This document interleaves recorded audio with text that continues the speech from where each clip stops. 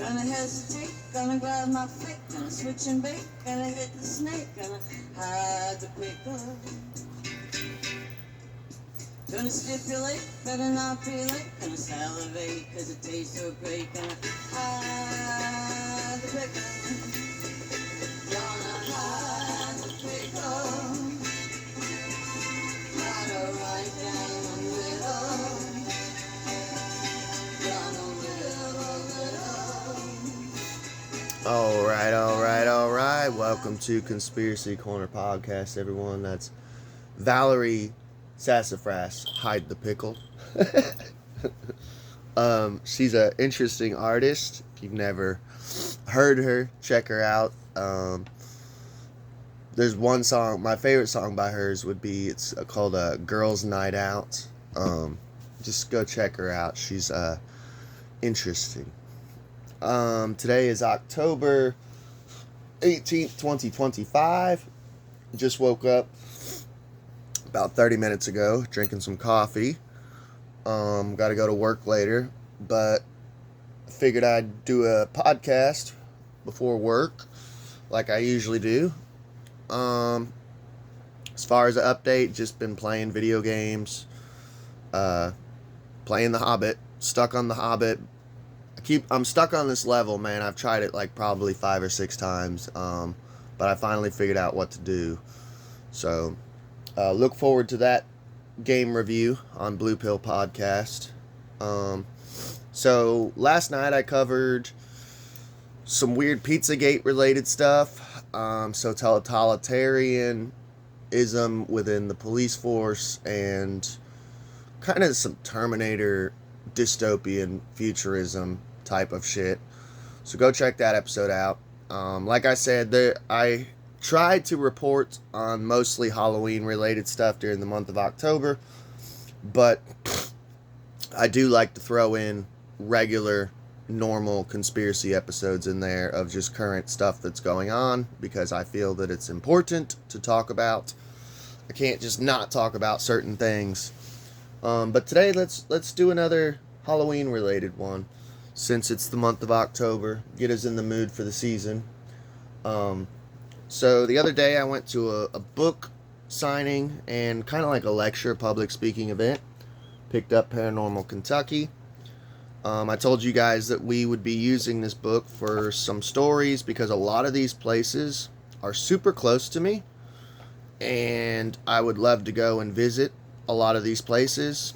And yeah, so we're just going to so go ahead, sit back, relax, light a cigarette, have a cup of coffee, maybe a cold beer, and we're going to get into some crazy UFO stuff today. This story caught my eye immediately, and it's the second story of the book. I haven't heard of it, I haven't read of it, but apparently a person died chasing a UFO, which is insane to me, because normally you don't really hear that. Like, I'd say the craziest thing that we have covered as far as ufology was, I did an episode as far as physical contact and like actual harm being caused to someone. I did an episode called "A Man Gets Hit in the Face by a Fireball from a UFO." I know it's a long title, but I didn't remember, or I think it was UFO shoots fireball at man's face. I don't know. If you're listening on Spotify, I'll put it in the related episodes below, but it was just an insane story, because you always hear people like running from UFOs or just seeing them, but very rarely do you hear about someone actually getting harmed by a UFO and or killed, sadly, in this case. So obviously I'll try to be respectful talking about this story, but yeah, I've never heard of anyone getting killed by a UFO, so I'm like, yeah, I'm covering this story. I have a Buy Me a Coffee account set up in the link below. If you would like to donate to the channel, that would be awesome. It helps pay for pens, papers, notebooks, business cards, and honestly, literature for episodes, So, let's get on with the show. So, I'm closing in on it. War hero dies chasing a UFO. Kentucky's first and perhaps most famous UFO incident occurred on January 7th, 1948. So pretty old incident, but apparently our most famous incident. I've never heard of it, but I am now. When Captain Thomas Mantell, a Kentucky Air National Guard pilot, died while chasing an unusual object spotted in the air near Madisonville during World War II. I've never been to Madisonville, but I'll have to look it up on a map. Like I said, a lot of these places are local, so look forward to future videos of me and Sammy investigating these places, you know. Because we like to do paranormal investigations on the side. The 25-year-old Mantell had been awarded the Distinguished Flying Cross for heroism while completing a mission under heavy anti-aircraft fire. His war record also included flying in the D-Day Air Armada. Mantell was praised for being able to think fast and act quickly. So yes, he was definitely a war hero. On this fateful day, Mantell, the flight leader, and 3 other pilots in P-51, later named F-51, Mustangs were taking part in a routine flight from Marietta, Georgia, at around 2:45 p.m. Officials at Godman Air Force Base at Fort Knox, which there's a lot of conspiracies around Fort Knox. By the way, wasn't Trump and Elon supposed to investigate Fort Knox? Whatever happened with that? You know, crickets. Just saying, they were supposed to investigate it. And then we never heard anything else. I find that interesting. And the pilots asked them to investigate an unidentified object moving south across central Kentucky. The base commander, Colonel Guy Hicks, and that's H-I-X, not like Bill Hicks, described the object as white with a red border at the bottom and about 1/4 the size of the full moon. So, pretty big. It was big enough to be seen through binoculars. So that means it was probably pretty low, too, if it was big enough to be seen through binoculars, in my opinion. One of the 4 pilots, who was low on fuel, returned to the base shortly afterwards. Mantell and the other 2, also World War II veterans, continued to search.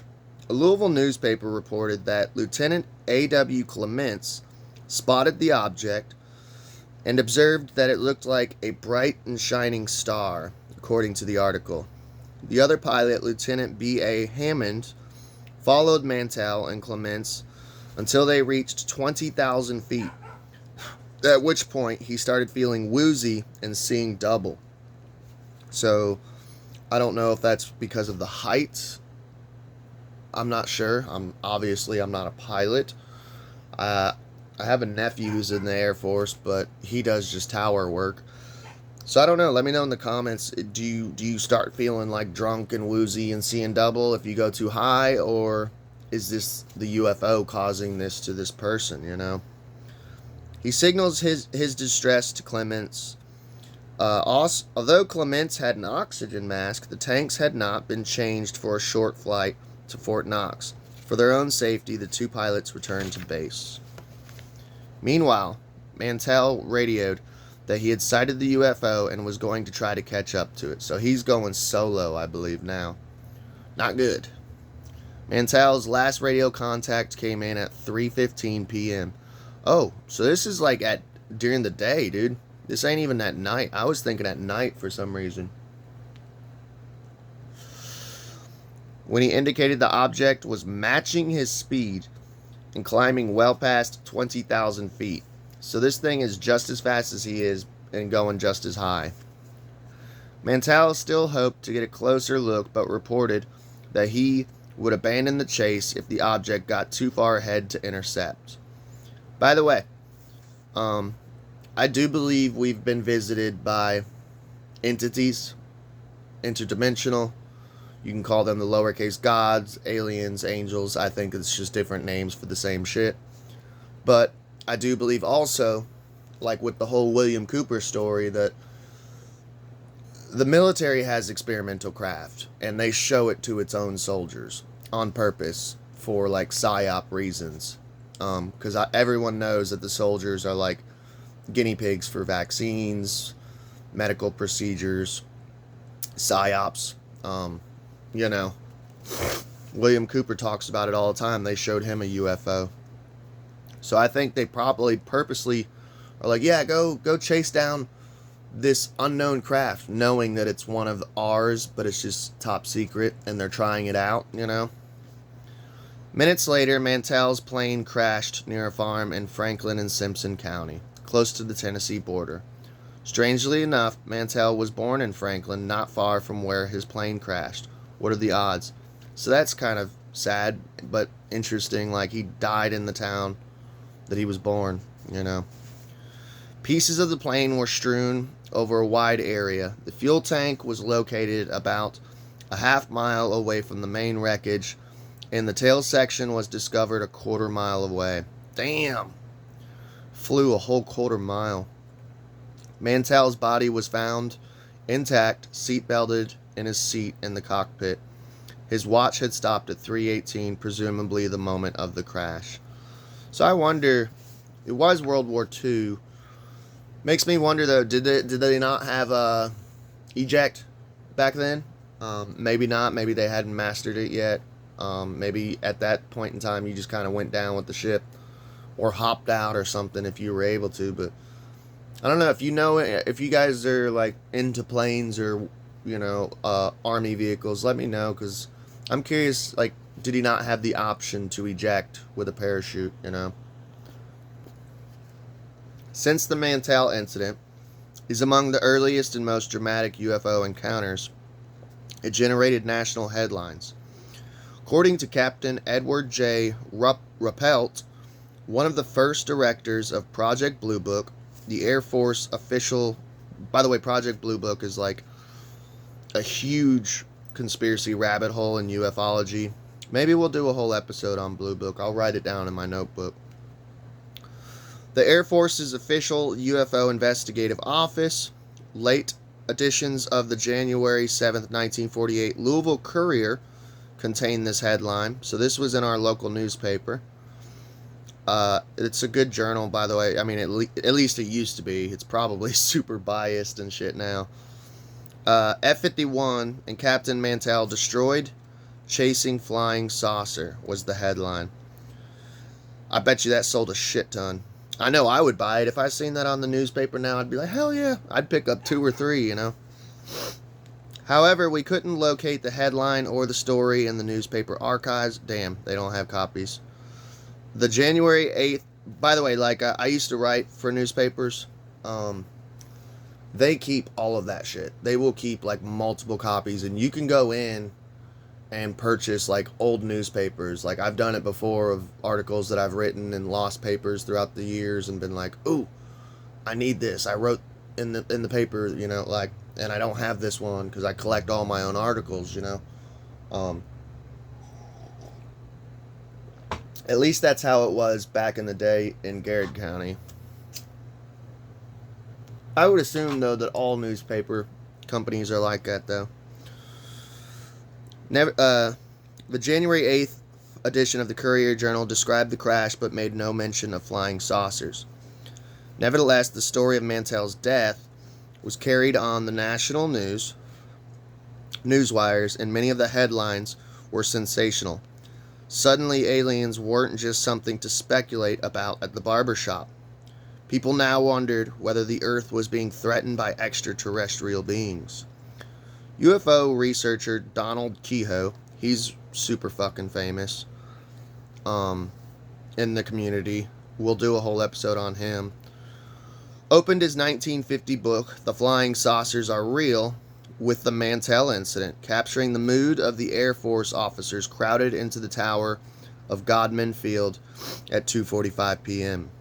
And this is a fragment of his book, Donald Kehoe, Flying Saucers Are Real.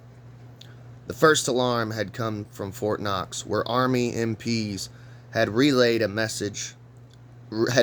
state police warning.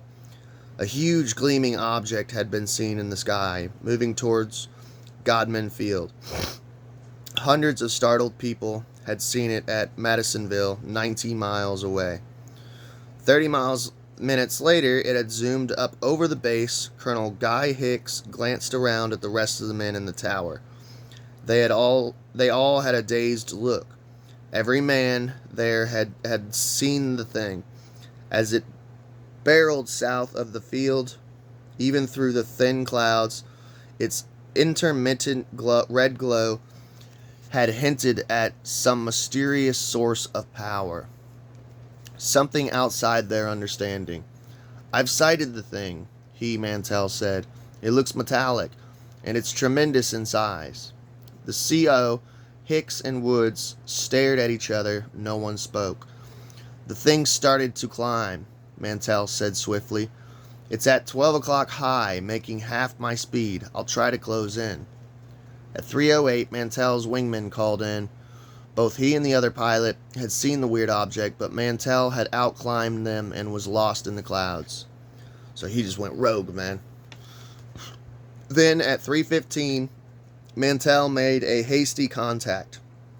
"It's still above me, making my speed or better. I'm going up to 20,000 feet. If I'm no closer, I'll abandon the chase." It was his last report. So he should have honestly just abandoned the chase, man. In a weird way, though, I know it sounds dark, but, like, we all gotta go. Eventually, one day. It all goes back in the box. If I die, dude, I've always told my wife, like, I would love to die in some way that, for one, listeners of the show would amongst themselves be like, there's a conspiracy behind this. You know, that to me would be fun, to just be beyond the grave, like looking like, oh, hell yeah, man, they made I'm a conspiracy now. Or die in some weird paranormal incident like hunting Dogman and die out in the woods or something, or something shrouded in mystery, paranormal, ufology, conspiracy, something like that. So in a weird way, he kind of died in a way that I would like chasing a UFO, you know. But I don't know. Sorry, I know it's a little dark, but that's my thoughts on it. By the way, I didn't forget, I usually wear my special reading glasses while reading books, but I can't find them right now. I'll have to look for them. Kehoe's account was originally published in True, a men's magazine featuring stories on sports, lifestyle, and the outdoors. Most but not all of the witnesses agree that the object was shiny and silverish and had what might be lights on the top and bottom. This is what makes me think that it's military experimental aircraft, you know. Over the years, like when I was younger and first getting into ufology and ancient astronaut theory, I used to think like nuts and bolts. But over the years, I've kind of strayed from that school of thought, you know. So, and despite Kehoe's contention that the object zoomed up over the base and barreled south of the field, the majority said it hung almost stationary in the sky and then drifted slowly to the south and west. So I wonder if this was a saucer, you know, or cigar shape. When Kehoe later explained his sensational article into a book, it became a bestseller. Its popularity could be attributed to his argument that Air Force officials knew more about the UFOs than they were telling the public, making him one of the first UFO researchers to suggest a UFO cover-up conspiracy. And I agree with him. Like I said, I mean, after hearing the Bill Cooper story and his thoughts on ufology, because Bill Cooper was a ufologist and believed in aliens and was going and doing lectures at Little Alien, talking about UFOs. He was gung-ho ufologist until later in his life he kind of recanted it all, saying that he believed that during Vietnam, when they showed him the flying saucer come out of the river, that he thinks, he's like, dude, they psyoped me. Like, even I'm vulnerable to psyops. And that's another reason I love Bill, is he wasn't afraid to say, hey, I'm wrong about something. This community can be very toxic, and they hold that against people of like, oh, he was wrong about that. Well, yeah, everyone's wrong sometimes. Like, you're never going to be 100% correct, you know? I used to spout QAnon nonsense, you know? And I still leave those videos up because it's like, I want you guys to see that I'm wrong sometimes, you know? No one bats 1,000, as Sam Tripoli says. But, there's nothing wrong with being wrong as long as you acknowledge it, apologize, and stop preaching psyops, you know? But that's my thing with a content creator, like with this recent rapture stuff. I wonder how many content creators were buying into this rapture happening, and the rapture never happened. And I wonder how many just went on the air like the next day or a couple days later and just never mentioned that they were wrong about it and that they ruined people's lives, you know? That's when I'm like, okay, this person's a piece of garbage, you know? So, no recording exists of the actual radio communications between Mantell and the base. I guarantee you it might exist, but it's probably top secret and hidden somewhere like Area 51. But wouldn't that be cool to listen to that? Even a recreation would be kind of neat. So no recording exists, blah, blah, blah. So we must rely on the memories of the men in the tower that winter afternoon. For example, according to Ruppelt, everyone in the tower heard Mantell say, I'm going to 20,000 feet. However, that would be bizarre, as Ruppelt notes. Every pilot and crewman has it pounded into him. Do not, under any circumstance, go above 15,000 feet without oxygen. And we did read earlier that the oxygen tanks were low from their trip to Fort Knox. So, Mantell's World War II era P-51 was not equipped with oxygen for the short hop from Marietta. So why would a trained pilot disobey the most basic of all flight rules, especially one that would put him in grave danger? I could tell you why. He saw a UFO, in my personal opinion. I mean, he's like, holy shit, what the fuck is this? You know? Also, these things can cause forms of hypnosis. During my UFO chase and contact, which I've told about on this channel, me and my ex-wife pulled over the car and gave up the chase and got out and literally kind of lost time. We're hypnotized by these fireballs in the sky. And like, yeah, it was insane. And we didn't give a fuck if we got pulled over. We didn't care. I was going 100 miles down the road. Like, it was insane. After Mantell's untimely death, rumors spread about the cause of the crash. There was speculation that the plane had been downed by a Soviet missile or struck by hostile aliens, or that it had been disintegrated in the air. There were also stories that the wreckage was radioactive. In addition, rumor had it that Mantell's body was riddled with bullets or missing entirely. Ruppelt discounts such conjecture. He notes that, according to the accident report, the plane's wreckage was not shot up, burned, or radioactive, nor did the plane blow up. Witnesses on the ground said the plane descended in a tight spiral, losing its wings and perhaps its tail assembly as it fell. It struck the ground and was ripped apart by the impact. Gruesome. Air Force investigators concluded that Mantell had apparently flown above the oxygen ceiling and lost consciousness, causing his plane to go into a tight stall. He died on impact, not in a dogfight with space aliens. So, that's a little comforting that he lost consciousness. Hopefully, maybe that's why, if he did have the option for ejection, he didn't choose it because he was unconscious. But two, I don't want to be conscious like while dying, especially if it's a gruesome death. like a plane crash, dude, that how terrifying would that be? So in a way, it's kind of nice that he was just like zonked out, you know, and didn't know what was coming. UFO researcher Richard Dolan. I've heard that name before, but I'm not sure about him. I don't know. But let me know if you guys know anything about him. Wrote this about the Mantell incident. He had climbed too high without oxygen and certainly passed out. What he chased remains unclear to this day. Project Sign initially thought he had misidentified Venus. By the way, they always blame Venus. If you read these old UFO accounts, they always blame Venus. It's so interesting because it's like Venus is like this little dot in the sky. Especially here in Kentucky. This is in Kentucky. It's a little dot in the sky. Like, no one misidentifies Venus as a flying saucer. You know, I'm sorry.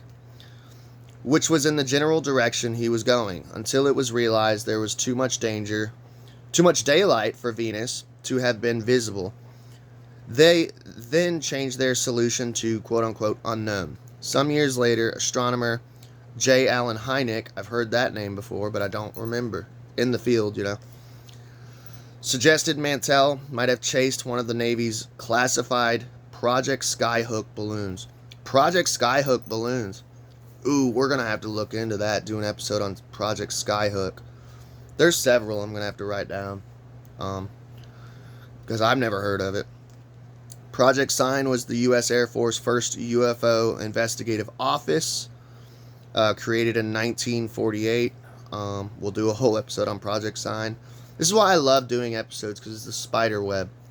Like, there's all sorts to get into. Especially stuff that I haven't heard or about, you know. It was replaced by Project Grudge in 1949 and Project Blue Book in 1950. So Project Sign and Project Grudge, it sounds like, were precursors to Blue Book, which became famous, which continued until 1969. Blue Book's cancellation supposedly ended the government's interest in flying saucers. However, the New York Times reported in 2017 that the Air Force was still studying UFOs with the Advanced Aerospace Threat Identified Program, ATIP. After reviewing the files related to the incident and reinvestigating parts of it years later, Rappelt wrote, "About the only theory left to check was the object might have been one of the Navy's big 100-foot diameter skyhook balloons. Here's the only reason I would disagree with the skyhook balloon thing is this dude was in a World War II plane, and balloons are slow and not very super fast maneuverable. If this thing was outrunning him or keeping up with him, I don't know. It just doesn't. It seems to me like a stretch. I rechecked the description of the UFO made by the people in the tower. The first man to cite the object called it a parachute. Others said ice cream cone. Oh, by the way, there have been actually weird, rare accounts of ice cream cone shaped UFOs. A lot of people don't know that. It's one of the rarer UFO sightings, but there's been multiple ice cream cone shaped UFOs sighted, you know. All of these descriptions fit a balloon. I don't know about ice cream cone. Yeah, I guess, yeah. Buried deep in the file were two more references to balloons that I had previously missed. Not long after the object had disappeared from the view of Godman AFB, a man from Madisonville, Kentucky, called Flight Service in Dayton, Ohio. He had seen an object traveling southeast. He had looked at it through a telescope, and it was a balloon. At 4:45, an astronomer living north of Nashville, Tennessee, called in. He said he had also seen a UFO, looked at it through the telescope, and it was a balloon. So, maybe he was chasing a balloon. I don't know. But I think we'll wrap it up there. So I hope you guys enjoyed. Like I said, during the month of October, I try to cover more spooky Halloween type of stuff. So there you have it, man. A World War II veteran dying while chasing a UFO. Like I said, it's very rare that I hear about someone dying chasing a UFO. So, let me know in the comments below. Do you think it was a PSYOP? Do you think it was U.S. military experimental craft that they were showing off and experimenting with? Or do you think it was alien? You know? I'm not saying it's aliens, but aliens. I love y'all. Please like, share, and subscribe. And y'all have an awesome, spooky day.